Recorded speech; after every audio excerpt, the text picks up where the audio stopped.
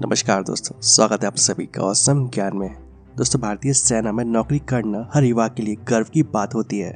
इससे जुड़ा गौरव और सम्मान युवा को अपनी ओर आकर्षित करता है। और आपको बता दूं कि दुनिया की टॉप 5 सेनाओं में भारतीय सेना का नाम गिना जाता है।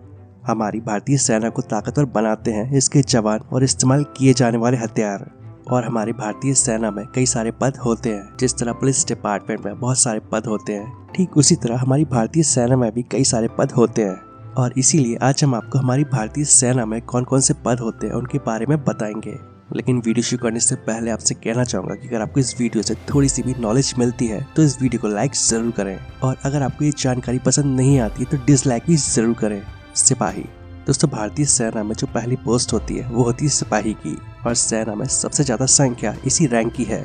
सिपाही को सिंगल मैन, गनर और राइफलमैन भी कहा जाता है। सिपाही की वर्दी पर कोई भी निशान नहीं होता है, मतलब सिपाही की वर्दी पर किसी भी तरह की कोई स्ट्रिप या स्टार नहीं लगे होते। इसके बाद अगली जो पोस्ट है वो है लांस नायक। जो सिपाही होते हैं वो प्रमोशन पाने के बाद लांस नायक बनते हैं, और लांस नायक की वर्दी पर एक सेवरॉन या इस तरह की एक स्ट्रिप बनी होती है। इसके बाद अगली जो पोस्ट है वो है नायक की। नायक की वर्दी पर 2 रैंक शेवरॉन यानी कुछ इस तरह से 2 स्ट्रिप बनी होती हैं। और भारतीय सेना में नायक बनने के लिए कम से कम 3 साल की सर्विस होनी चाहिए। साथ ही वैकेंसी के आधार पर योग्य सिपाही या लांस नायक को नायक के रैंक पर प्रमोट किया जा सकता है। अगली जो पोस्ट है वो है हवलदार की। सेना में जो हवलदार होते हैं उनकी वर्दी पर 3 रैंक शेवरॉन यानी कि 3 स्ट्रिप बनी होती है। हवलदार 24 साल तक सर्विस कर सकते हैं और 2 साल की सर्विस बढ़ा सकते हैं। चलिए बात कर लेते हैं जूनियर कमीशन रैंक की। भारतीय सेना में जूनियर कमीशन रैंक 3 होते हैं, जिसमें पहली पोस्ट है नायब सूबेदार की। नायब सूबेदार या नायब रिसालदार की वर्दी पर 5 बिंदु वाला स्टार और एक स्ट्रिप लगी होती है, और इनकी रिटायरमेंट एज 52 साल होती है। अगली पोस्ट है सूबेदार की। सेना में जो सूबेदार होते हैं उनकी वर्दी पर दोनों शोल्डर पर 2-2 स्टार लगे होते हैं और साथ में एक स्ट्रिप बनी होती है। सूबेदार मेजर। सूबेदार मेजर या रिसालदार मेजर की वर्दी पर अशोक स्तंभ और साथ में एक स्ट्रिप भी लगी होती है।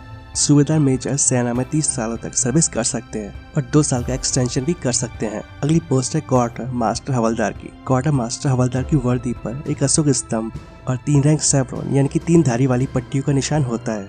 अगली जो पोस्ट है वो है लेफ्टिनेंट। दोस्तों, भारतीय सेना में ये शुरुआती कमीशन रैंक होती है। IMA और OTA जैसी अकेडमियों में ट्रेनिंग के बाद पास आउट युवा लेफ्टिनेंट की रैंक पर ही जाते हैं। लेफ्टिनेंट की वर्दी पर 2 स्टार लगे होते हैं। कैप्टन। दोस्तों, सेना में 2 साल कमीशन अधिकारी काम करने के बाद कैप्टन के रैंक पर प्रमोशन होता है, और कैप्टन की वर्दी पर 3 स्टार लगे होते हैं। मेजर। दोस्तों, कैप्टन के बाद अगली पोस्ट आती है मेजर की। मेजर की वर्दी पर एक अशोक स्तंभ लगा होता है। इसके अलावा मेजर की पोस्ट पर 2 साल सर्विस करने के बाद प्रमोशन भी किया जा सकता है। Lieutenant colonel. दोस्तों, सेना में यह रैंक हासिल करने के लिए 13 साल की सर्विस करना अनिवार्य होता है, और इस रैंक के अधिकारी की वर्दी पर अशोक स्तंभ और एक स्टार होता है। अगली जो पोस्ट है वो है कर्नल की। दोस्तों, कर्नल की पोस्ट पर कमीशन सर्विस के आधार पर नियुक्ति की जाती है, और इस पोस्ट के अधिकारी की वर्दी पर 2 स्टार और एक अशोक स्तंभ लगा होता है, और ये अधिकारी 54 साल तक की आयु तक रिटायर्ड हो जाते हैं। ब्रिगेडियर। दोस्तों, ब्रिगेडियर एक ब्रिगेड का प्रमुख होता है, और इस पोस्ट पर भी नियुक्ति कमीशन सर्विस के आधार पर होती है। ब्रिगेडियर की वर्दी पर 3 स्टार और एक अशोक स्तंभ लगा होता है, और इनके लिए रिटायरमेंट की एज लिमिट 58 साल निर्धारित की गई है। Major general. दोस्तों, मेजर जनरल का पद भारतीय सेना में नेवी के रियर एडमिरल और एयरफोर्स के AVM की रैंक के बराबर होता है, और मेजर जनरल के पद पर भी कमीशन सर्विस के आधार पर ही नियुक्ति की जाती है। इनके लिए 58 साल की उम्र तक रिटायरमेंट निर्धारित किया गया है। मेजर जनरल की वर्दी पर एक स्टार और एक सेवर क्रॉस लगा होता है। Lieutenant general.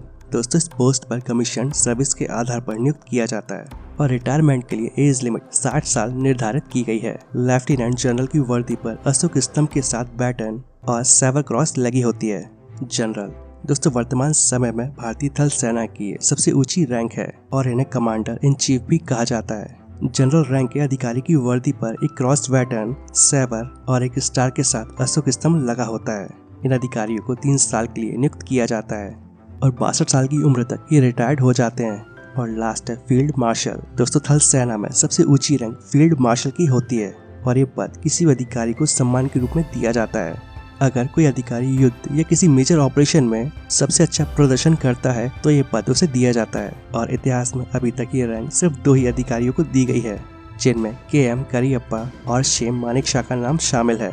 और इन अधिकारियों की वर्दी पर एक अशोक स्तंभ और एक कमल की पुष्पांजलि में सेवा क्रॉस होती है और अब ये उपाधि किसी को भी नहीं दी जाती है। तो दोस्तों, हमारी इंडियन आर्मी में इतनी सारी पोस्ट होती हैं, तो उम्मीद करता हूँ आप सभी को ये वीडियो पसंद आया होगा। वीडियो अच्छा लगे तो वीडियो को प्लीज लाइक एंड शेयर जरूर करें और ऐसी इन्फॉर्मेटिव वीडियोस आगे भी देखने के लिए इस चैनल को सब्सक्राइब कर लें। तो मिलते हैं नेक्स्ट वीडियो में। जय हिंद।